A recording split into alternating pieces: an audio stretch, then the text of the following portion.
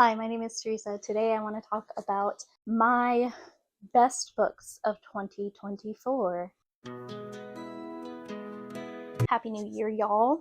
I am going to be reviewing the books from Storygraph, looking at what I have rated 5 stars, and talking about why I enjoyed those books. I am already signed in, thank God. In 2024, I read a total of 78 books. That is pretty good. Less than last year, but honestly, I'm okay if I read 50 books. So, or a book a month, honestly. Most of those were medium paced. They fell between the 300 and 500 page mark. Honestly, a lot of them could have been shorter. 81% of the books that I read were fiction, while 19% were nonfiction. I read mostly digital this year. I still read 23% in print, and I read 28% audiobooks, totaling 21,273 pages and 187.17 hours. And my average rating was 4.06 stars. I had such a good reading year this year. Only 7 books fell below 3 stars, so it was really, really good. And most of my books were actually 5 stars, with a total of 18 5-star books. And let's get into it. The first on this list is A Well-Trained Wife, My Escape from Christian Patriarchy by Tia Levings. I read this on audio. It's a memoir, and it was very emotional. Obviously, it deals with religious trauma and her being in this sect of Christianity that very much adheres to the patriarchy and what the man wants. And basically, her journey through that, how she found spaces online where she started questioning things, and eventually how she got out of it. It was very, very emotional. I cried. My next book on this list was actually my first 5-star read of 2024, and that is A Study in Drowning by Ava Reid. I know that some people don't really like Ava Reid's books for numerous reasons. I very much really like her books for numerous reasons, particularly this one, the exploration of the aftermath of a sexual assault that is not described on page but is referred to by a mentor of yours is a very harrowing story, and basically we watch as someone else that she looks up to kind of perhaps manipulates her. And there's like a mystery element of it, as well, as she is in this house that she is there to rebuild, and it is the estate of an author that she looks up to who has passed. And just her discovery of how this person that she looked up to was not who she thought he was, and the connections I will not mention because I feel like it may give away the story. The connections there were just for me. I loved it so much, and I have a whole video about this book on my page, so if you do want to see more of my thoughts on it, go check that out. It is spoilery, so be warned of that. Next on my list was my last 5-star of the year, which was Lucy Undying, which chronicles how Lucy in the Dracula story becomes a vampire through diary entries of her while she was a human. It also goes through a transcript in recent past of her with her therapist, and in a present we're actually following another woman who for some reason I cannot remember the name of, but it's told in first person, so that's the reason that I'm giving for me not remembering the name of. Also, my ADHD, it's not because the book is bad, I promise. We follow her, and she meets this woman named Elle while she is going through her family's estate in England after her mom has passed. And she has mommy issues, Lucy has mommy issues. We find out how their stories connect throughout it all. It's a sapphic love story. The author is a ex-Mormon, so I, in my own head, jokingly refer to this as the anti-Twilight because it is harsh on MLMs. It also does not portray the Mormon church favorably, so anti-Twilight. I really liked it. I liked it so much. The next one is Ain't I a Woman? Black Women in Feminism by Bell Hooks. I am trying to read as much Bell Hooks as I can because I very much like her work. I like the narrators for her audiobooks, and it basically is just feminism throughout it all. Ain't I a Woman refers to a speech given by Sojourner Truth, who is an American abolitionist. So it's referring back to that, and it is basically, it details the struggles that Black women have faced with feminism in particular, how it often erases and excludes their participation in the movement, and how that has kind of shaped Black women's view on feminism as a whole. The next book that I gave 5 stars to is Freedom is a Constant Struggle, Ferguson, Palestine, and the Foundations of a Movement by Angela Y. Davis, another audiobook. I really like my nonfiction as an audiobook, as you may notice throughout this. I will read anything Angela Davis puts out. I am also trying to work through all of her stuff. I am currently reading, I need to get it back from Libby, but Women, Race, and Class from her, and that one is probably going to be a 5-star as well when I finish it. But I very much like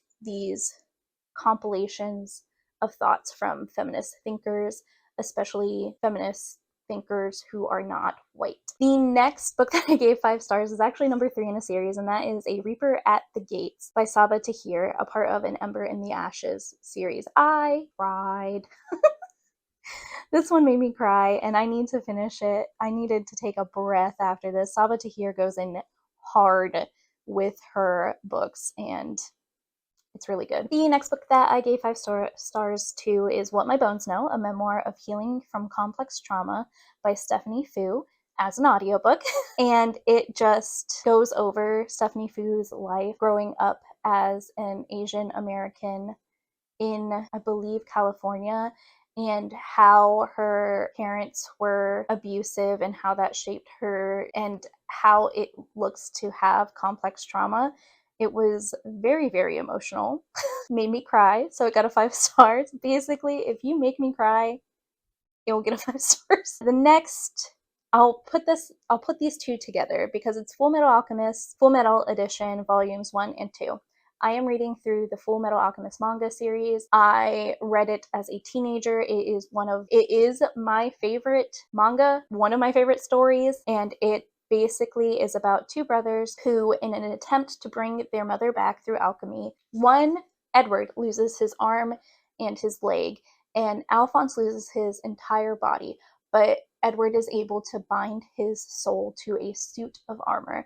And the story of the manga after that is them trying to get their bodies back. And they do this when they are very young. And at 12 years old, Edward becomes a state alchemist, which is basically an army or police force of alchemists for the government. And yeah, he uses that so that he can research how to bring their bodies back, and they believe that they can do so through the Philosopher's Stone. So they are using the government to do that while also acknowledging that the government is really fucked up. Controversial opinion. The original anime series is one of my favorite animes. I obviously read the manga after finishing that, but it is so essential to who I am as a person. So I'm rereading it, and I love it still. Next up is Act Your Age, Eve Brown, number 3 in the Brown Sisters trilogy by Talia Hibbert, and it is a romance. I listened to it on audio. It was very good. I really like the autism rep in here, and it was very sweet. Basically, Eve Brown is threatened that she will not get her inheritance from her family if she does not get her life together because she cannot hold a job. So she applies to work at this inn. Her and the inn's owner do not get along. at first, and it is basically Grumpy Sunshine, and it's very good. It was very sweet. I loved it so, so, so much. Next is another romance, Teach the Torches to Burn, a Romeo and Juliet remix by Caleb Rohrig, I believe is how you say that name. It was also listened to on audiobook. It is young adult, it is LGBTQIA+, about Romeo falling for someone, and he is also wrestling with the fact that he is gay and he has not told anyone, and he is trying to reconcile that with his duty to his family who wants him to marry. And of course, there is the Montague Capulet drama as well. It was so sweet. I loved it. Next up is another nonfiction, Doppelganger, A Trip into the Mirror World by Naomi Klein. This was also on audio. Anything nonfiction is going to 99.9% of the time be on audio. And it basically details how Naomi Klein was being mistaken for Naomi Wolf, I think it is.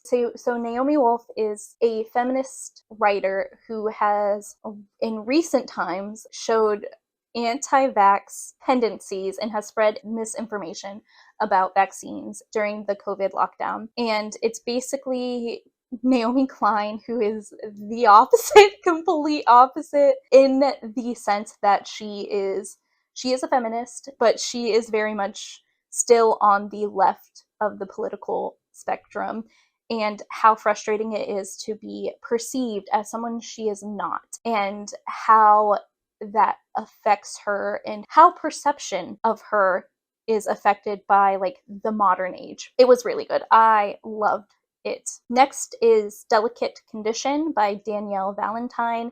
This is a horror novel about pregnancy. It basically, she is trying to get pregnant through IVF. She is a minor film star, and she is going through this pregnancy and having to deal with a lot of medical gaslighting. And she starts to question herself and question her reality, and there are darker things at work as well. And so it was a trip. It was a lot, but it was good. Next up is In the Dream House by Carmen Maria Machado.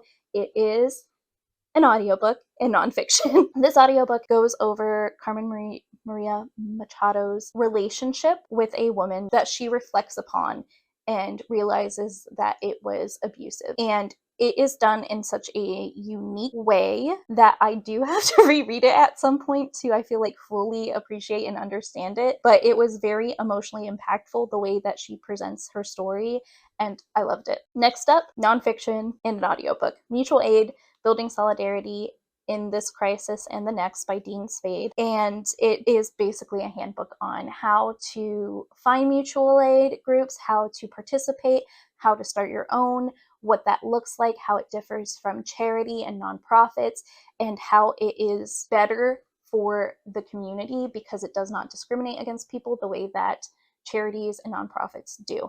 It was very informative. I highly recommend. It is very short, only 4 hours and 41 minutes. Next up was Ring Shout by P. Djeli Clark, and this is a novella, a horror novella that I read via audio. I have a YouTube short on this one. It was very good, and I really liked how P. Djeli Clark presented this world where the Ku Klux Klan were zombie-esque creatures, and our main character was basically a slayer of them. And P. Djeli Clark does such a good job of incorporating real events and making historical things informative but fantastical. And I really liked that. He also does something that I saw in Sylvia Moreno Garcia's Silver Nitrate, where it's this idea that film has this magic to it that can spread hateful messages subliminally and basically infect the entire culture, society, such and such and such and such. I very much like the motif of that and authors playing with that, so I enjoyed that a lot. Next was Yellowface by R.F. Kuang. I very much like Yellowface. It was so frustrating. We follow this white woman who, after witnessing her friend die, takes her friend, colleague, contemporary. She witnesses Athena die, and then takes Athena's manuscript and passes it off as her own.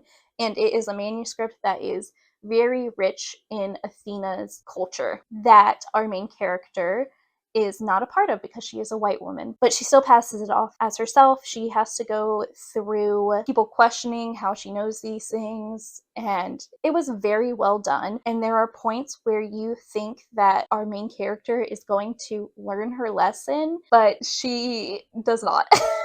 It's just a cycle continuing, and I thought it was very good commentary. Some people think that it is too in your face, but I did not find it that way. I liked it very much. And my last 5-star read on this list is Hood Feminism, Notes from the Women That a Movement Forgot by Mikki Kendall. And this was an audiobook, nonfiction, and it was very informative, powerful. I need to continually listen to non-white women and take my cues from them, because as a white woman, I can only speak to my lived experience, which, even though I grew up poor and even though I'm a woman, it is drastically different from any other women of color. And this is stuff that I knew already, but reading those experiences and seeing how I can make my feminism more inclusive, I find is very important to me. And this was a